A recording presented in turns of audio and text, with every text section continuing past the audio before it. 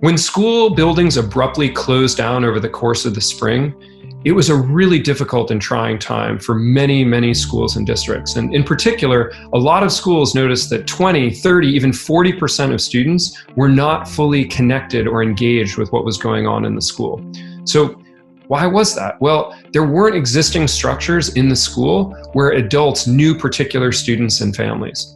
At the same time, schools in the Big Picture Learning Network that already had an advisory, that already had advisors and individualized learning plans, were seeing 90, 95% of students on a daily basis logging in, connecting over video chat to their advisory. Well, why was that? Well, they wanted to see each other. They wanted to see their advisor. Their advisor knew them and their family. If they didn't turn up, they were going to get checked in on. And so I think that kind of connectedness, that kind of relationship building is vitally important to make sure that young people are able to stay connected. We found working hand in hand with the family to create a curriculum that works best for them and their family. My school in particular, we have a ton of siblings.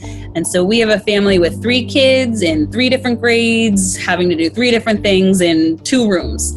And so how do we work with the family to ensure that they can get done what they can get done, knowing they have a million other things that need to happen? And how can we virtually support with one-on-one check-ins, one-on-one sessions, having a point person that reaches out so that family doesn't receive 15 calls through the 3 different kids. And so I think that the advisory system has been really beneficial also for the kids to know they have a single teacher or a single adult they can kind of go to help them navigate the rest of the subjects or the rest of the questions they may have.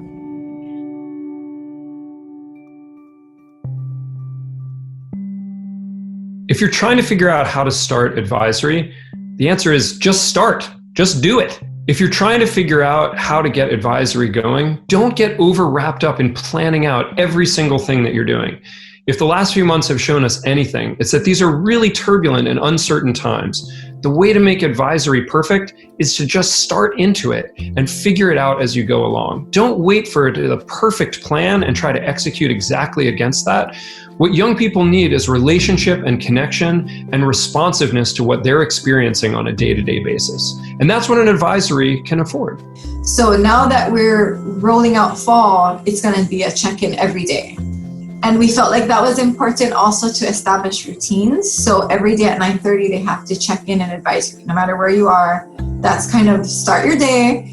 How are you? How's it going? Are you able to connect? Do you want to talk to me about anything? And I think that's extremely important as we have less and less of that student contact on campus, which middle school students are devoted to peers, right? As we have less and hopefully more and more virtual student communities going on, that you have that significant adult and or counselor checking in on you. Running an advisory over a virtual or online system, in some ways is entirely different. You don't have the benefit of everybody sitting around the table together, being able to reach out and shake hands with each other, or wave hello, or notice as somebody walks into a room.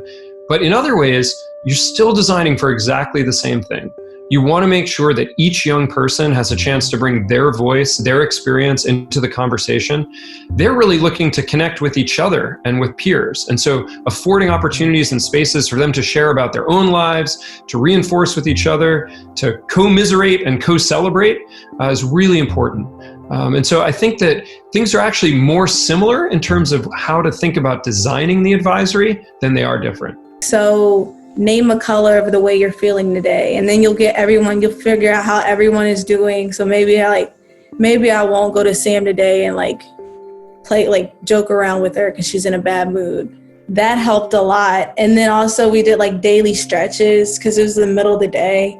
So we did yoga, and doing that really cleared your brain. There's a whole variety of resources out there.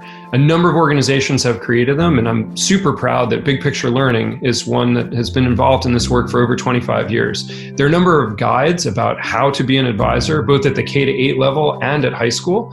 And so take a look at the Big Picture Learning website, and you can find out what sort of advisory guides are available. Especially in times when school buildings are closed, advisory is a vitally important structure to make sure that educators stay closely connected with young people and their families. If you don't know what's going on in their lives at home, then how can you possibly help them learn?